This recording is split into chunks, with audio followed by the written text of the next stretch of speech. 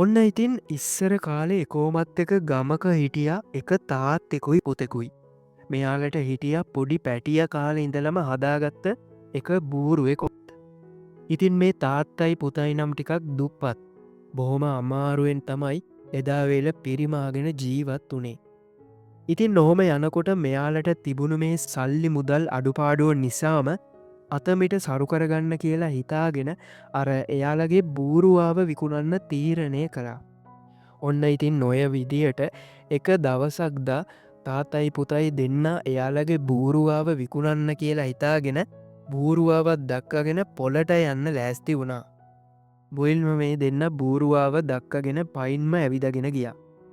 ඉතින් ඔන්න ඔහොම ටික දුරක් යනකොට පාරයිනි හිටපු මිනිස්සු ටිකක් හිනාවෙලා කිව්වා බලන්න මේ මෝඩයෝ දෙන්න දියා හොඳ හයිය හත්තේ තියෙන බූරුවෙක් ඉද්දිත් දෙන්නම අව්වේ පයින් යනවා කියලා මේ තාත්තයි පුතයි දෙන්නට හොඳටම හිනා වුණා. තාත්තා හිතුවා ඒකත් ඇත්තනේ කියලා.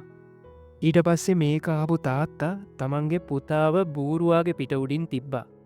දැන් තාත්තා පයින්න යනවා පුතාව බූරුවාගේ පිට උඩ තියාගෙන දක්කාගෙන යනවා. ඉතින් නොහොමත් ටික දුරක් යනකොට පාරය අයිනි හිටපු තවත් පිරිසක් හම්බුණ. ඒ පිරිසත් මෙන්න මේම කිව්වා.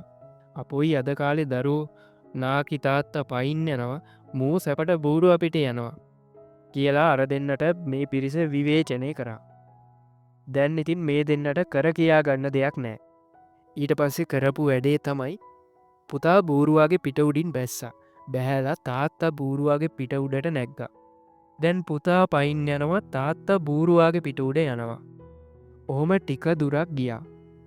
ආයම සැරයක් පාරහිටපු තවත් පිරිසක් මෙන්න මේම කිව්වා. බලන්න මේ නපුරු තාත්තා පුංචි දරුව අව්වේ පයින් යනවා.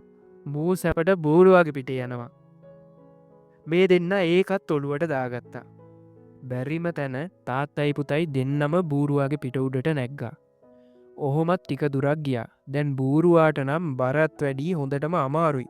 ඉතින් නොහොම යනකොට ආයම සැරයක් තවත් කට්ටියක් කම්බුණා. එයාල මේ තාත්තටයි පුතාටයි කෑ ගැව්වා. අනේ මේ අයිසක සතාට කරන අපරාධයක් දෙන්නෙක් පිට උඩ නැගලා. ඔය සතාව මරන්න දහදන්නේ.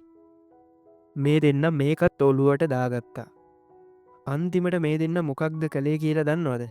මිනිස්සු සතුටු කරන්න කියලා හිතාගෙන තාත්තයි පුතයි දෙන්න එකතු වෙලා බූරුවාව කරේ තියාගෙන යන්න පටන් ගත්තා. ඉතින් නොහොමත් ටික දුරක් ගියා. ඔහොම ටික දුරක් යනකොට මෙයාලට ගඟක් කොඩින් තියෙන පාලමකින් එතෙර වෙන්න සිද්ධ වුණා. ඉතින් අර දෙන්න බූරුවාවත් කරේ තියාගෙන හරි අමාරුවෙන් පාලම උඩින් යන්න පටන් ගත්තා. පාලම අයින හිටපු මිනිස්සු මේක දැකලා හයියෙන් හිනා වුණා. හිනා සැද්දෙට බූරුවා බය වෙලා ගැස්සුනා. බර කරේ තියාගෙන ආපු මහන්සියට තාත්තටයි පුතාටයි දෙන්නට බූරුවාගේ බර වාවගන්න බැරුව ගියා. ඊට පස්සේ එයාලගේ සමබරතාවේ නැති වෙලා බූරුවාව තාත්තගේ පුතාගේ අත්වලින් අත ඇරුණා. අන්තිමට බූරුවා ගඟට වැටිලා ගඟදිගේ ගසාගෙන ගියා.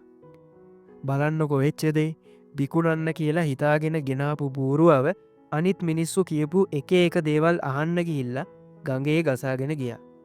දැන් සල්ලිත් නෑ බූරුවත් නෑ. කතාවෙන් එහාට හිතන්න. අපේ ජීවිතෙත් ඔන්න ඔය වගේ තමයි. ඔයාලා මොනදේ කළත් ඒක වැරැද්දක් දකින මිනිස්සු මේ ලෝකේ ඕනෑ තරම් ඉන්නවා. හැමෝගෙම කටවල් වහන්න ගියොත් අන්තිමට ඔයාලට ඔයාලගේ සතුටත් වටිනා අවස්ථාවනුත් අහිමි වෙන්න පුළුවන්. ඒ නිසා මතකතියාගන්න කරන්නේ හරිදේ නම් ලෝකයා කියන දේවල් ගැන වැඩිය හිතන්න එපා. ඔබේ හිත කියන දේ අහලා හොඳ නරක ඔබම තීරණය කරලා හරි දේ කරන්න. ඉතින් කතාව හොඳ නම් ඔයා දන්න අයටත් මේ කතාව ෂෙයා කරන්න. ඒ වගේම ඔබේ වටිනා අදහසත් පහලින් ලියන්න යන්න.